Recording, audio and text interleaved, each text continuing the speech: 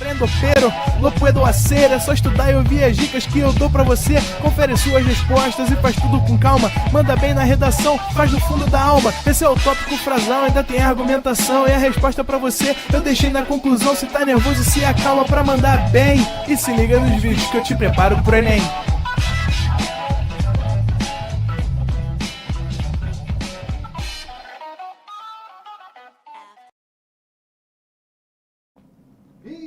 Estamos ao vivo, estamos online, Camila. Opa, fala galera da Extensiva, boa noite, vem chegando, estou vendo vocês aí no chat falando mal de botânica, hein? Nessa instituição aqui não se fala mal de botânica, é proibido, porque é a minha matéria favorita, ninguém pode falar mal de botânica, ninguém pode falar mal das plantinhas, tá? É minha matéria favorita, não pode. Botânica não é chato, não é, gente. Muito melhor que esse negócio aqui de corpo humano que a gente fica aprendendo. Mas a gente vai chegar lá, tá? Pessoal que tava perguntando aí em relação à botânica, quando que é, onde é. A gente vê botânica em Bio 2, tá bom? E é mais lá depois do segundo semestre, vamos dizer, depois do segundo semestre não, né? No segundo semestre, depois do recesso. Mais ou menos ali a gente vai começar a entrar em reinos e aí a gente vai chegar em reino plant, vai falar das plantinhas, beleza? Bem, deixa eu contextualizar como é que chegamos aqui, tá?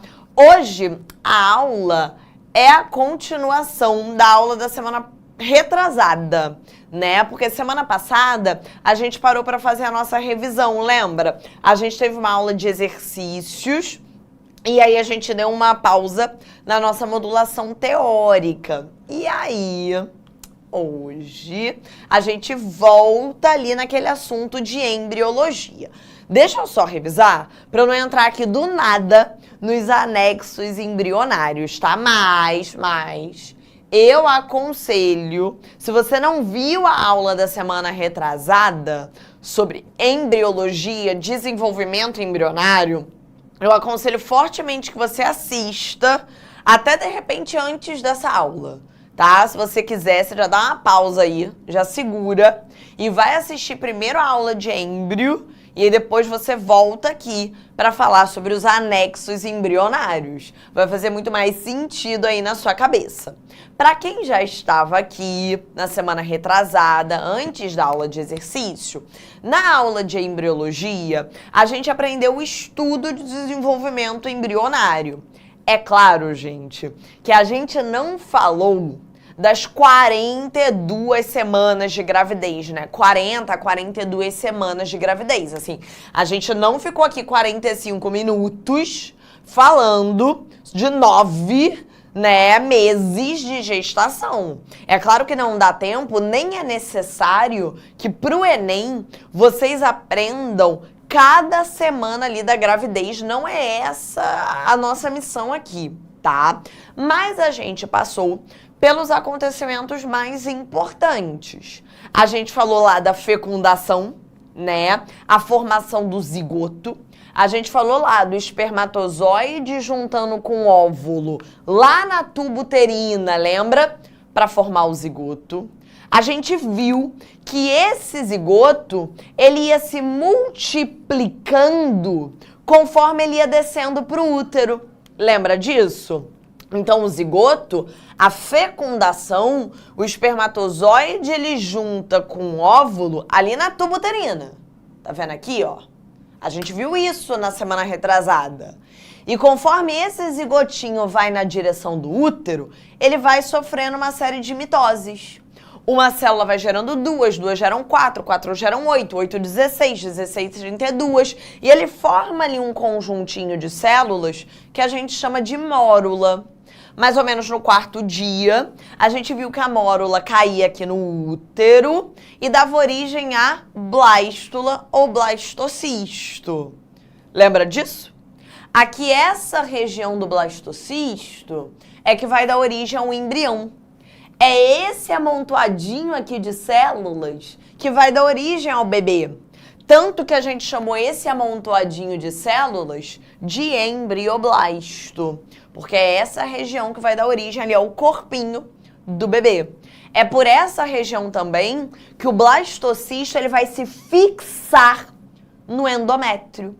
Aqui dentro do útero, a gente viu que tem uma camada cheia de sangue para nutrir o bebê, para nutrir o embrião. Pelo menos ali até surgir a placenta, que a gente vai voltar a falar hoje, tá? Então o blastocisto, por essa região aqui, ele vai grudar, ele vai se fixar aqui no endométrio, ó, tá vendo ele aqui bem pequenininho? Nessa camada de sangue. E ele vai ficar ali se nutrindo por esse endométrio até surgir a placenta, que a gente vai falar novamente hoje, tá? Esse processo aqui de fixação do embrião no endométrio acontecia mais ou menos ali por volta do 7º dia de gravidez e era anidação. Depois, a gente ainda aprendeu que esse embrioblasto, essa regiãozinha aqui, ela se dividia em 3 camadas, lembra? 3 folhetos, que eu vou voltar neles hoje. Ectoderme, endoderme, mesoderme. Ectoderme, endoderme, mesoderme. Que iriam dar origem a todos os tecidos, órgãos e sistemas. Por exemplo, a gente viu que a ectoderme dava origem à camada mais externa da pele. A gente viu que a ectoderme também dava origem ao sistema nervoso. A gente viu, por exemplo, que a mesoderma dava origem à camada mais interna da pele. A gente viu também que a mesoderme originava o tecido muscular, tá? A gente viu que a endoderme dava origem ali ao sistema respiratório e digestório, enfim. A gente foi vendo que esses 3 folhetos, essas 3 camadas, iam ao longo da gravidez formar todo o corpinho do bebê. As células, os tecidos, os órgãos e os sistemas.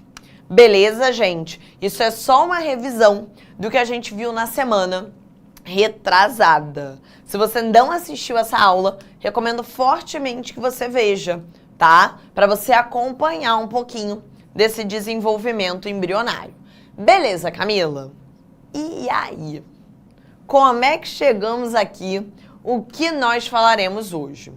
Hoje, gente, a gente vai focar nos anexos embrionários, tá? Ou seja, esquece esse ponto e vírgula aqui, tá? É tudo junto.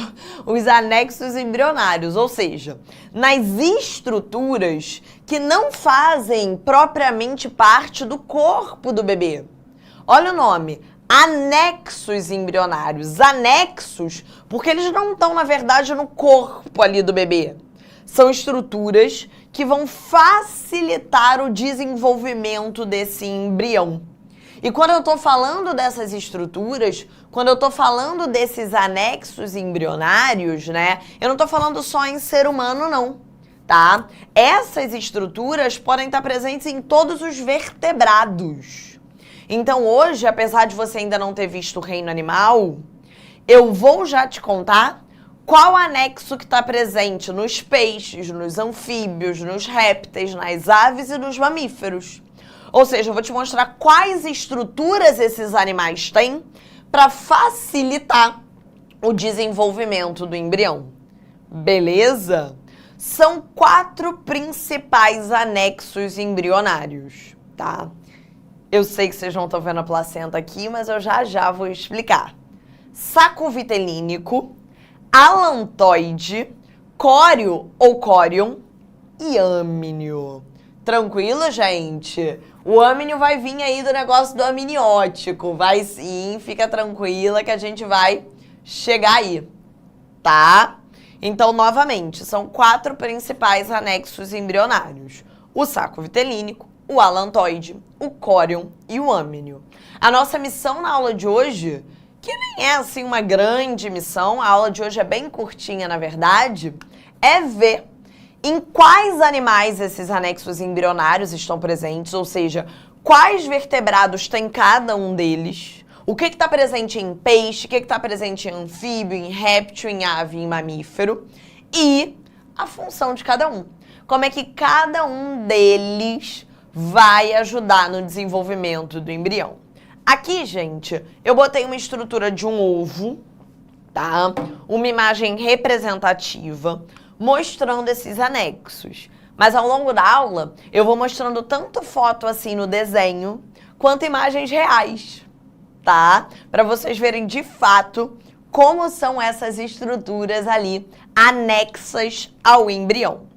Vamos começar do saco vitelínico?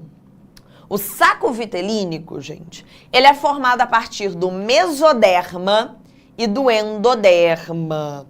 Novamente, para quem não estava aqui na semana retrasada ou não lembra, mesoderma, endoderma e ectoderma, ou você pode chamar de mesoderma, endoderma e ectoderma, tanto faz.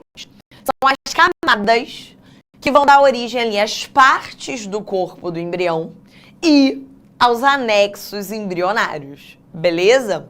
O saco vitelínico, ele é um anexo que vem do mesoderma e do endoderma. São essas duas camadas que vão dar origem a ele. Aqui, na imagenzinha desse ovo, tá? Ele tá representado como essa bolsinha aqui, tá vendo? Meio laranja. O saco vitelínico, ele recebe esse nome porque ele é uma estrutura que armazena vitelo. O vitelo, galera, são os nutrientes que o embrião vai usar para se desenvolver.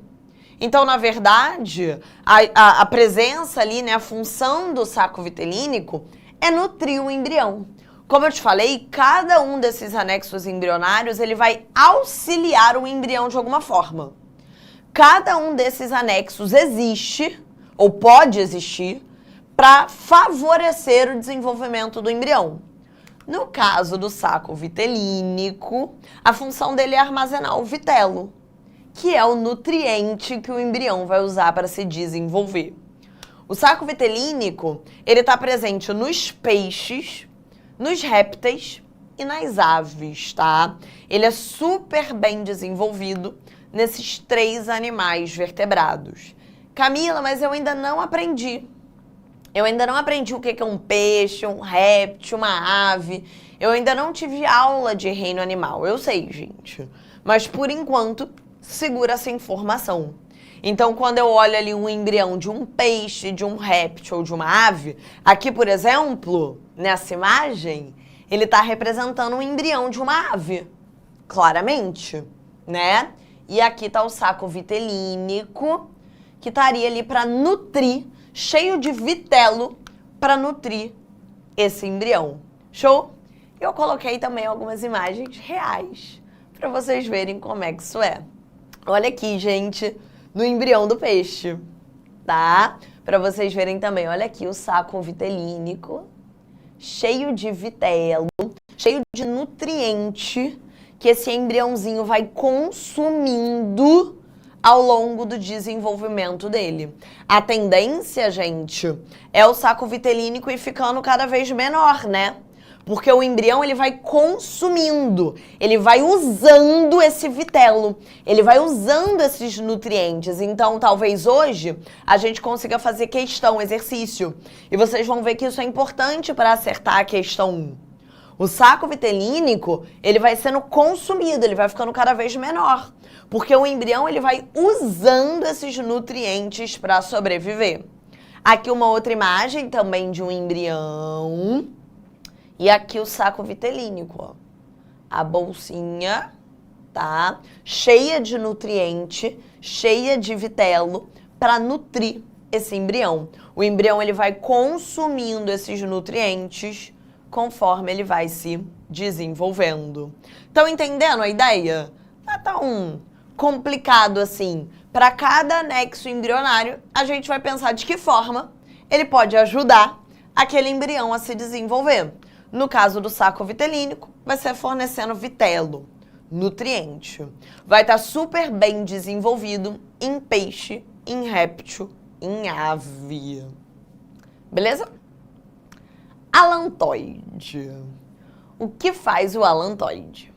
O alantoide, ele é formado a partir do mesoderma e do endoderma, ali daquelas 2 camadas, daqueles 2 folhetos germinativos. O alantoide, ele vai estar representado aqui, nessa imagem do ovinho, como essa bolsa cinza, tá vendo? Essa estrutura cinza aqui, ó, um cinza mais escuro, tá? Que tá representando o alantoide. O alantoide é super desenvolvido nos répteis e nas aves, tá? Tanto que aqui na imagem é um ovinho de ave para representar aqui o alantoide. Para que serve o alantoide, tá? O alantoide eu diria que é um dos anexos que mais aparece assim nas questões. Ele tem 3 grandes funções. Primeira função, o alantoide armazena os excretas do embrião. Galera, pensa comigo. Por mais que você ainda não tenha aprendido réptil e ave, vocês lembram que os répteis e as aves botam ovo, certo? O embrião dos répteis e das aves, ele fica dentro de um ovo. Ali dentro do ovo, o embrião, ele tá produzindo excreta. No caso ali dos répteis e das aves, para quem lembra, o excreta é aquele ácido úrico, lembra? O embrião que está ali dentro, ele está produzindo excreta, ele está produzindo ácido úrico. Só que ele está dentro de um ovo. Como é que ele vai fazer? Porque ele não tem como jogar esse excreta para fora. Mas ele não pode ficar ali banhado em excreta.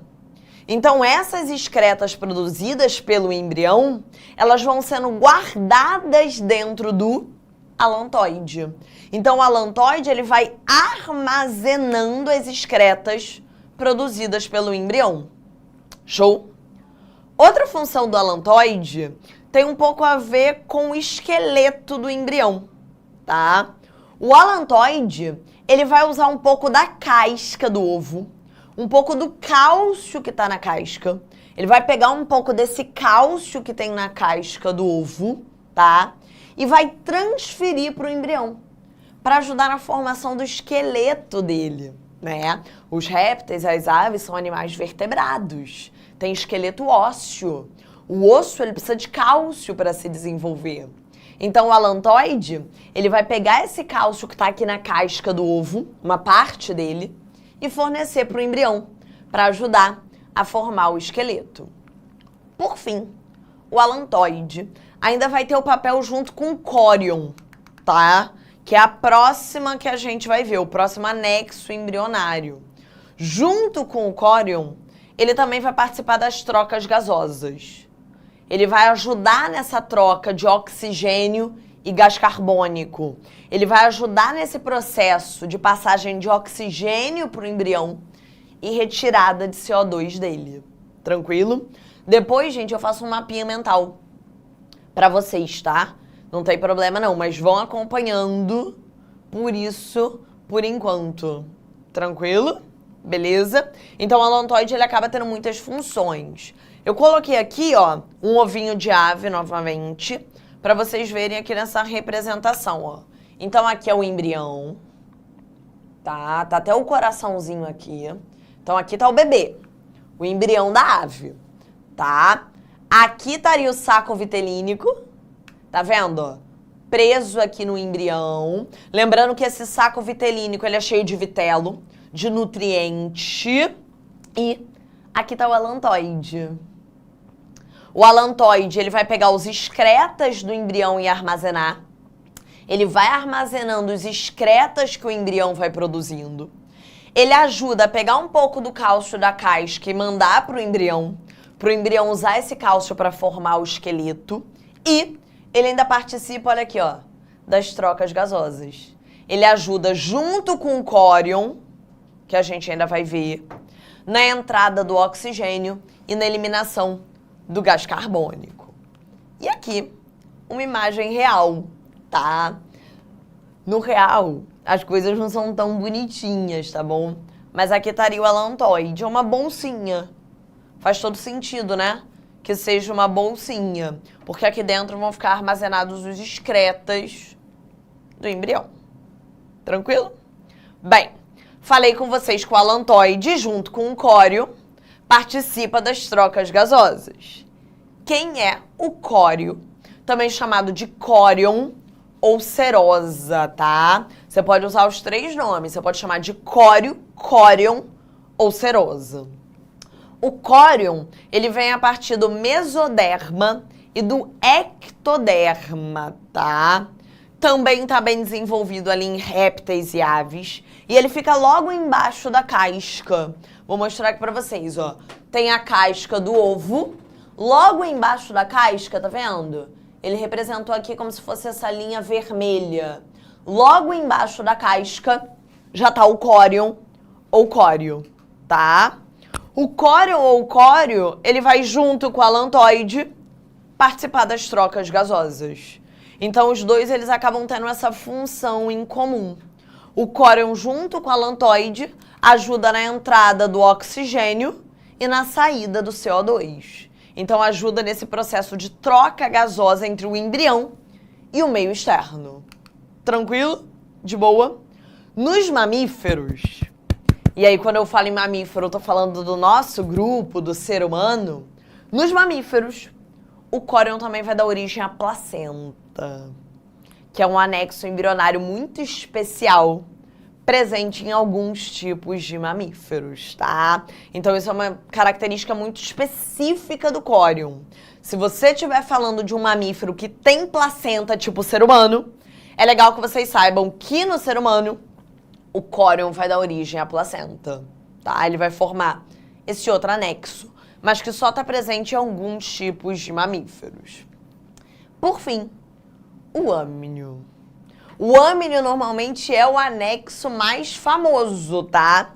Em geral, quando a gente fala de anexo embrionário, vocês logo pensam no âmnio, tá bom? O âmnio, ele é formado a partir do mesoderma e do ectoderma. Ele está presente em répteis, em aves e em mamíferos, tá? Por isso que a gente diz que o ovo dos répteis e das aves é o ovo amniótico.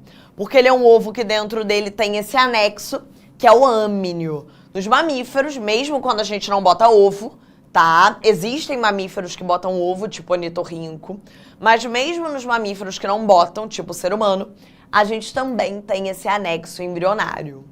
O âmnio, gente, é uma bolsa onde lá dentro tá o bebê. Se você observar, ó, dá uma olhadinha aqui, ó.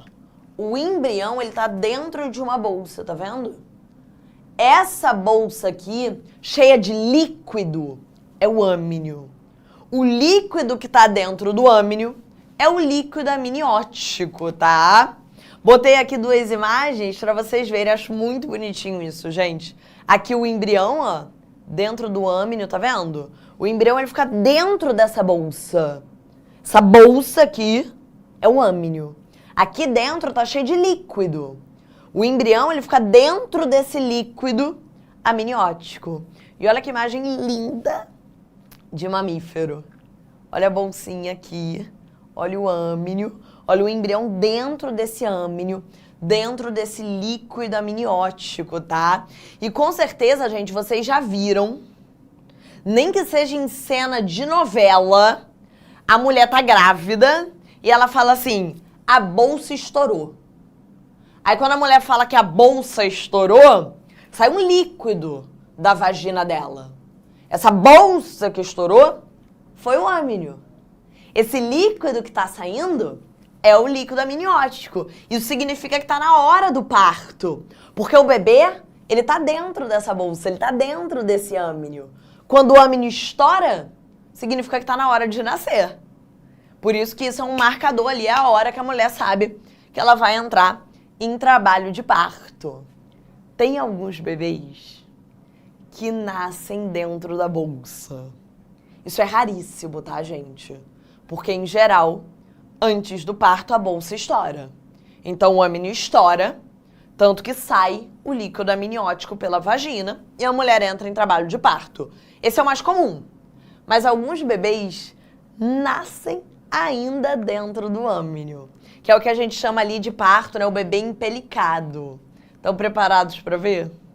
Um bebezinho humano dentro do âmnio. Aí eu tô falando bebê mesmo, porque já é um bebê, né? Ele nasceu dentro ali da bolsa, dentro do âmnio. Olha isso, Renan. Olha que maneiro. Isso é raríssimo, tá, gente? Porque o natural é que o âmino estoure antes do parto. Mas olha aqui o bebê, olha como é que você estava dentro do útero, lá na paz, dentro do útero, a posiçãozinha fetal, dentro dessa bolsinha cheia de líquido amniótico.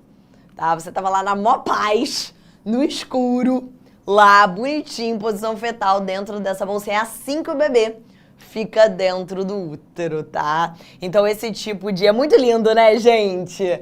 É muito raro, mas eu acho muito lindo, assim, pensar que dentro do útero o bebê tá assim, né? Dentro dessa bolsinha, todo apertadinho, né? Mas de alguma forma confortável ali. Por isso que os bebês, eles gostam, né? Dessa sensação, quando é muito pequenininho, recém-nascido, de estar mais apertadinho, né? Porque é assim que você tá dentro do útero. Você tá apertadinho dentro dessa bolsa, dentro desse âmnio.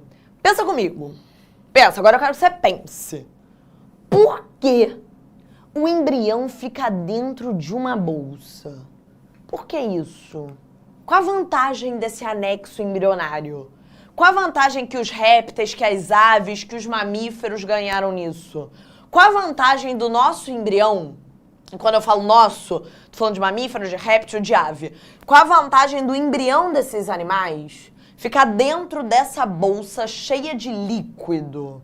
Que é um líquido basicamente feito de água. Qual a vantagem do embrião ficar dentro de uma bolsa de água? Dentro do âmnio? 3 grandes vantagens, gente. Primeira coisa, como o líquido amniótico é feito basicamente de água, a água, lembra lá da física, lembra da aula do Arthur? A água tem um alto calor específico, não tem? É difícil mudar a temperatura da água. Bota uma bacia d'água no sol, demora muito mais a esquentar do que uma barra de ferro. Ou seja, essa água aqui, esse líquido amniótico, vai ajudar a manter a temperatura do bebê. Não é só isso. É água, né? É líquido. Evita a desidratação. E não é só isso. É água, é líquido. Amortece impactos, choques mecânicos. O âmnio é um anexo muito, muito importante, gente. Porque é isso. Ele protege o bebê contra choques, contra impactos, mantém a temperatura e ainda evita a desidratação. E aí, tendo em vista que muitos répteis, aves, mamíferos, né, em forma geral, esses animais são animais que vivem na terra, né, são terrestres. É claro que tem casos ali, mamífero aquático, mas de forma geral são animais terrestres.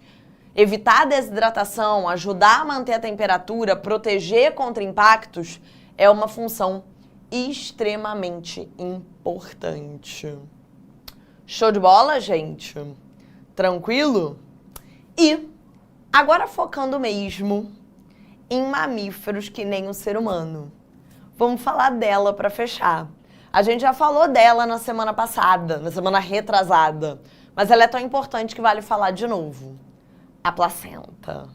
Na semana retrasada, eu te falei que a placenta surgia mais ou menos ali no 3º mês de gravidez, tá, gente? Não é todo mamífero que tem placenta.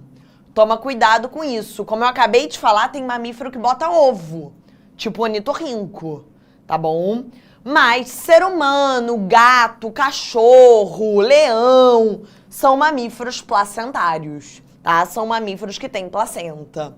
No nosso caso, no ser humano, a placenta surge mais ou menos ali por volta do 3º mês de gravidez. É um anexo extremamente importante, tá, gente? Relembrando o que a gente viu semana retrasada.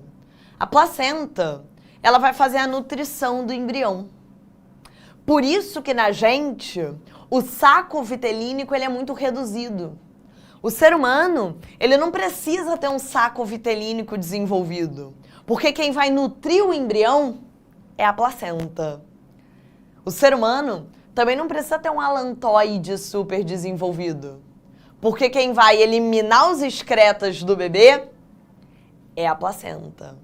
A placenta também ela vai produzir estrogênio e progesterona. Na semana retrasada, a gente viu que esses hormônios são super importantes para evitar a menstruação. Lembra que o embrião ele está preso lá no endométrio.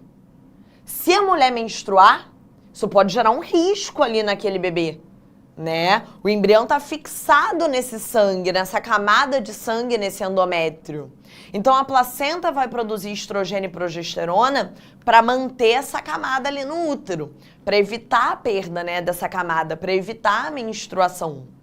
E a placenta ainda permite a passagem de anticorpos da mãe para o bebê. Então, assim, é um anexo embrionário muito, muito completo. Basicamente, ele cumpre a função no ser humano de todos os outros anexos. Então, a partir do momento em que tem a placenta, a gente não precisa mais ter um saco vitelínico, um alantoide, um córion super desenvolvido. Porque a placenta vai fazer a nutrição, a placenta vai retirar os excretas, a placenta vai fazer as trocas gasosas, a placenta vai cumprir todas essas funções na nossa gravidez, no nosso corpo, beleza? Mostrei aqui pra vocês também semana retrasada, repetindo as fotos, como é uma placenta real, né? E ela fica presa aqui no bebê pelo cordãozinho umbilical. Lembrando que o bebê, ele tá ali dentro da bolsinha do âmnio e aí preso ali na placenta, no nosso caso, pelo cordãozinho umbilical. Tranquilo, gente? De boa? Deu pra dar uma relembrada? Tá? Eu acho que fica bem legal se você juntar essas duas aulas, a da semana retrasada com a de hoje. Não esqueçam, para quem não assistiu, por favor, de assistir. Vamos fazer questão? Finalmente, teremos tempo de fazer questão, né? Sempre bom pra gente praticar. E vocês verem que não é nada assim misterioso como isso vai cair, não, tá? Nada assim. Essa questão eu achei, assim, de uma lindeza. Acho que eu não vou começar por ela, não, porque ela é mais difícil. Vou começar por essa e depois eu volto pra ela, porque ela é muito bonita mesmo, assim, ela é bem completa. Mas vamos nessa aqui primeiro, pra gente aquecer. Enquanto o embrião se desenvolve, as membranas extraembrionárias se formam logo depois que os folhetos germinativos, ectoderme, mesoderme e endoderme, estão estabelecidos.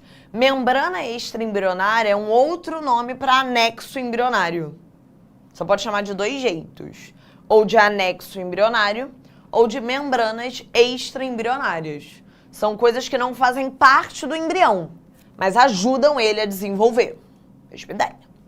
Analise a imagem que apresenta as 4 membranas extraembrionárias de um animal e indica a alternativa correta. Vamos olhando para a gente ver aqui. Letra A.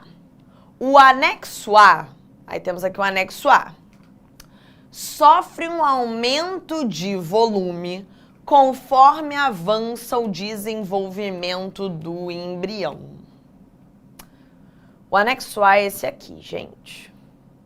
O anexo A, que está aqui preso no embrião, bem aqui central, esse aqui é o saco vitelínico. Falei para vocês. O saco vitelínico, ele é cheio de vitelo, cheio de nutriente.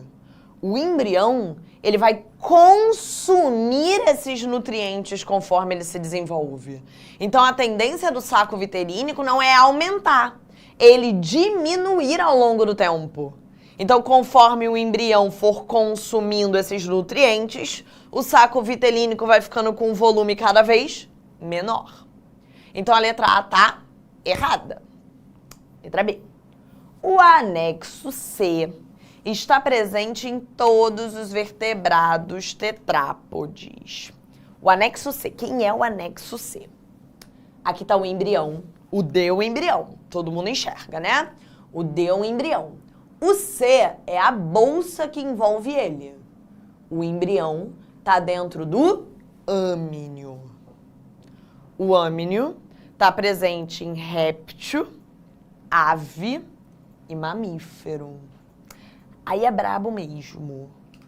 Quem são os tetrápodas? Tetrápodas são anfíbios, répteis, aves e mamíferos. Tetrápode, vocês vão aprender mais lá na frente, que são os anfíbios, répteis, aves e mamíferos. Anfíbio não tem âminio.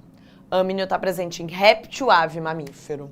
Então essa aqui está errada, porque incluiu anfíbio. Vamos lá. Letra C.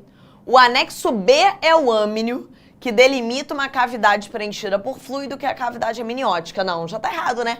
Que a gente viu que o âminio é o anexo C, não é o B. B, que é quem tá coladinho com a casca, é o córion, para troca gasosa. Não é o âminio, não. Âminio é o C. O embrião tá dentro do âminio.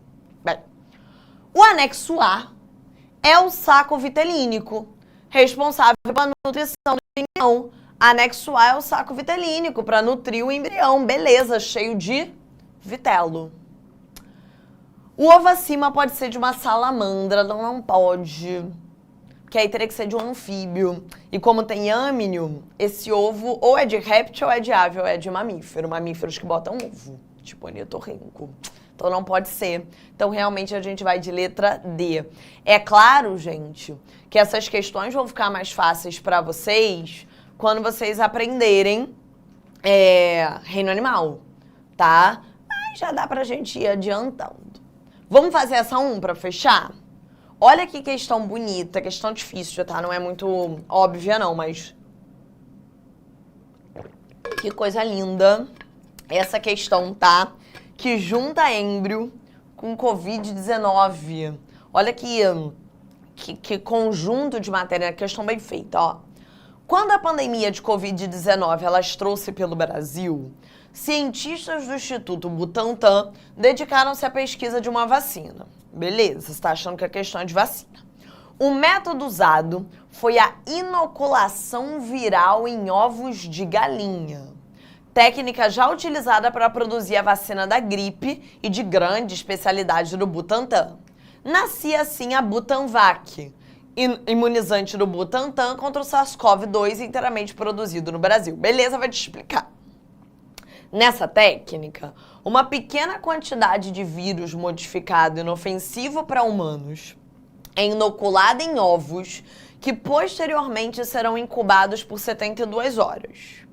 Ao final desse período, haverá uma grande quantidade de vírus em um líquido que contém resíduos metabólicos armazenados em uma estrutura do ovo.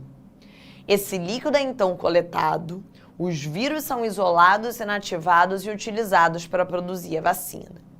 A imagem representa as estruturas internas do ovo embrionado de uma galinha. Olha só, ele vai pegar aqui o ovo e ele vai colocar dentro do ovo o vírus. Para quê? Para o vírus se multiplicar. E aí ele vai ter grande quantidade de vírus. Então, na verdade, ele vai usar o ovo para o vírus se multiplicar. E como é que ele vai pegar esse vírus? Ele vai pegar esse vírus de uma bolsa onde estão os resíduos metabólicos do embrião. Primeiro, na imagem, a estrutura em que ocorre a replicação viral e a estrutura da qual os vírus são coletados para purificar e produzir a vacina estão representadas respectivamente pelos números. Gente, tudo bem, você não teve ainda aula de vírus, mas vocês lembram que os vírus precisam de células para se multiplicar? Se o vírus precisa de célula para se multiplicar, porque o vírus é um parasita, se ele precisa de células de um hospedeiro para se multiplicar, aonde no ovo ele vai se multiplicar? No embrião. Entendeu a lógica da vacina? Eles vão colocar o vírus aqui no embrião. Ele vai usar o embrião como hospedeiro para se multiplicar.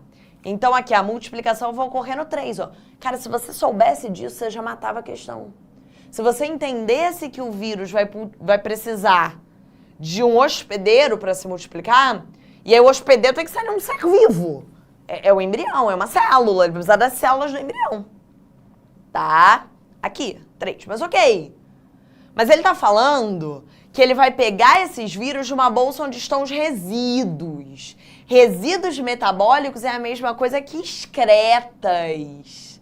ele vai pegar depois esses vírus do alantoide, que tá aqui no 4.